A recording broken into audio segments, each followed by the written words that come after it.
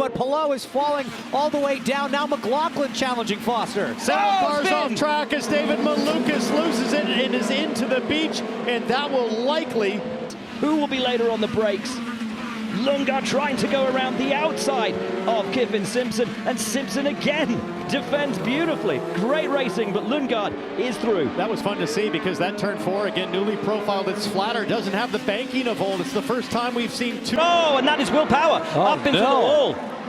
Running in second place, we were just talking about it, a 3.5 second gap to David Malukas, and terminal damage to the number 12. Brilliant start from Pato O'Ward down the drag strip with Rosenqvist behind, and Will Power, a brilliant start from him as well, gapping Alex Palou behind as Lundgaard has a look at Alexander Rossi, who closes the door on him immediately. Further back, lots of drivers having a look, and as their contact with Louis Foster and Ritas VK, both being hit from green. Rossi slams the hammer down, goes now, and look at the start from the two Penske's, taking their teammate Will Power, who will drop to the rear of the field as everybody now slides past him. Yeah, big issues for Will Power. I wonder if it's gearbox as their side. We are green, we are racing, bouncing over the curbs goes Colton Herter. Pato O'Ward follows him with Joseph Newgard and Will Power, David Malukas, Lundgaard, Rahal, Foster and Rasmussen, the top 10 running down to 2. Malukas having a look at the back of Will Power. Palou got wide. Alex Palou. Wheel to wheel, corner by corner, and still Kirkwood fights with Alex Palou, and still Carl Kirkwood keeps to the inside, and still Carl Kirkwood keeps the advantage, and now Palou's coming for him around the outside, and will have the pace, and should have the position if Kirkwood yields. Lining up his teammate Kiffin Simpson, who is on that soft tyre, which we expected to start degrading around lap 7 or 8, and flies past 1. Will he fly past 2? Going for the move on David Malukas as well.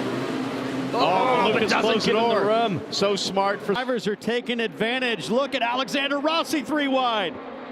It's a Prema in the middle, and on the bottom is Christian Lundgaard. Lundgaard, who finds himself up in 4th place, but now 5th as Rossi makes his way past.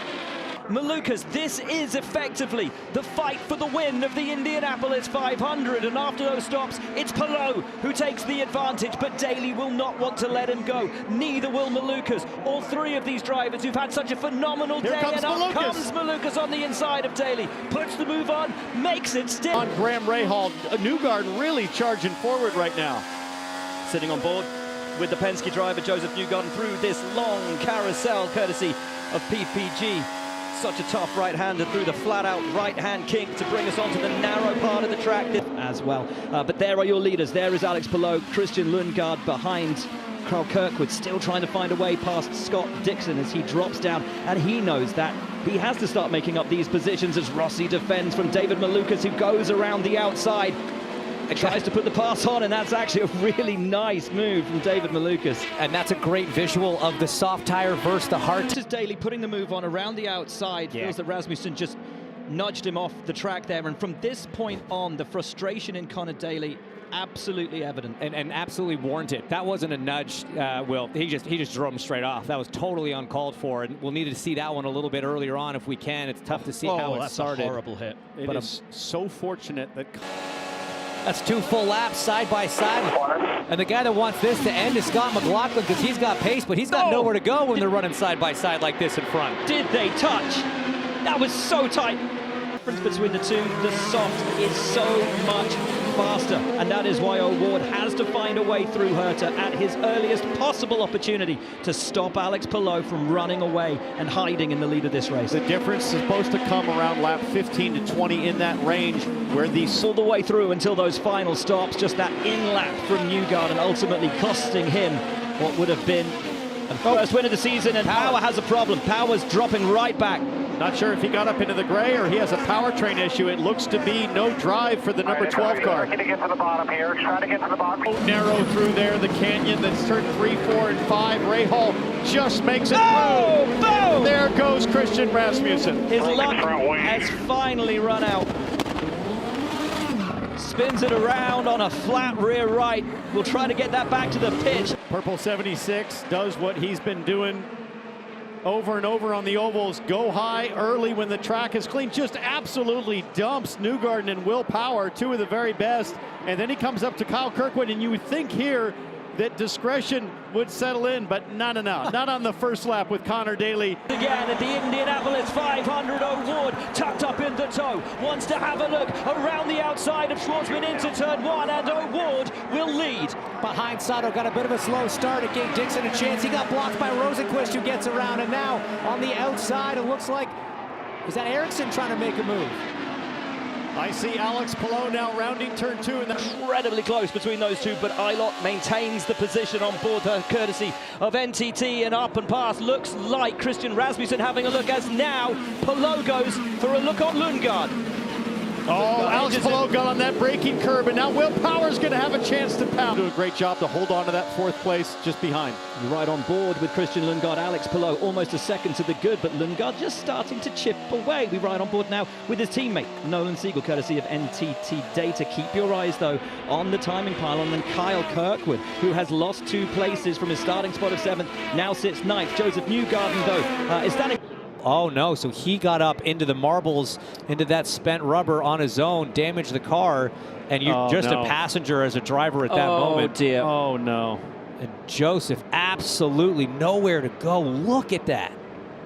Oh my goodness. I've never seen anything like that on a short oval. Not at all. God, he could have easily cleared the pit. John Palou with a little wobble on exit, and he's managed to get his way past David Malukas, but it's Pato O'Ward who leads from Felix Rosenquist. 90% relief there for Alex Palou to survive turn one. He played it safe and smart. Brilliant job to protect his race car. There is talk that he is Penske bound to replace Will Power next year. How much does he need a good result today? How much would a podium? Oh, and Foster goes high. And almost, oh no! And that is Foster not willing to give that position. A rookie was off a moment ago, one position made up a few moments later. I'll tell you what, guys, turn 4 as we see Malukas there trying to get a move back done or defend against. VK. Oh, sorry. Too many white and blue cars. But no, that move from Lundgaard into 4. 4's not a brake zone. You barely live. The green from Malukas, O'Ward, Rosenquist, Daly and Armstrong. And immediately 2-3 wide, and the ECR's making moves. 4 wide almost further back. Now 3 as we see those Prema cars going high, making moves. How about Connor Daly sending it once again to the back of Felix Rosenquist with Power. A bad exit out of 1 might leave him susceptible to Schwartzman. Remember, no push to pass available on the first lap of a start or restart. Power's going with Pato though. Power trying to take the position back as Daly has a look up the inside. See, trying to go around Kiffin Simpson, gets up a little high, hits those marbles. You see the second he gets into those marbles, pretty hard into the wall in turn 2. So potentially had a gearbox issue. No, he did it again. He tried to go into turn 3. Broke the toe link probably on the initial contact. In the lead of this race, hasn't really put a foot wrong all day. Locks up, you see the fronts there, skids long in his box. Yeah, 6 feet long, just absolute disaster. And then, once the fronts are changed, watch the rear left starts to spin it. How about Robert Schwartzman? Watch the 83, goes in hard. Oh no! Like a bowling ball, takes out. He's going to be under threat here, entering turn 6 as well. He goes defensive. That's Graham Rahal who gets a position now. Your championship leader is falling back. Power's gone around as well. Everybody knows that Palou wants to protect that championship lead, and they are chewing him up as I think that's Alexander. Back then with the battle, that's Scott McLaughlin in the black and red car, so reminiscent of Will Power's old liveries in that Penske. We ride on board with him now, courtesy of Odyssey Battery. McLaughlin, who's down in P18. Turn 1 here, so hard to follow because it's so fast when you're that. Attempted in turn 3, we see some of those cars running up high, almost 3 wide here. That's Connor Daly making a huge move on the outside of turn 4. And a huge leap, started all the way down in 15th place as Herter now puts the move on as well. Keep your eye. This has been such an impressive run for Will. We've already said how good this 12 team are with pit stops, and right now there is a little bit of a bubble there. Finally down pit lane. Long fuel for Will Power, but only 7.1 seconds stop. Joseph Newgarden there in the red and white car, seizing opportunity. Excuse me, Scott McLaughlin in the red and white car goes to 3rd. Impressive restart as Dixon Jump Malukas, but Malukas now to the high side. Guys, I'm loving what Malukas is able to. On the 51. I was just going to say that because that's well off track, and he's still going. I mean, you can see the fronts kind of locking up as he's skipping. It looks like stuck throttle, James. It was almost the rears were still spinning. Oh yeah, something's gone. I think he's got a stuck throttle. And even if it's just as the race leader, but Palou keeps his foot stuck in and takes the offensive now to Kyle Kirkwood. Palou wants to get it done immediately around the outside of his championship rival, but Kirkwood keeps it stuck in and will run him high. Palou, though, will not let it go, as he didn't do with Maluka.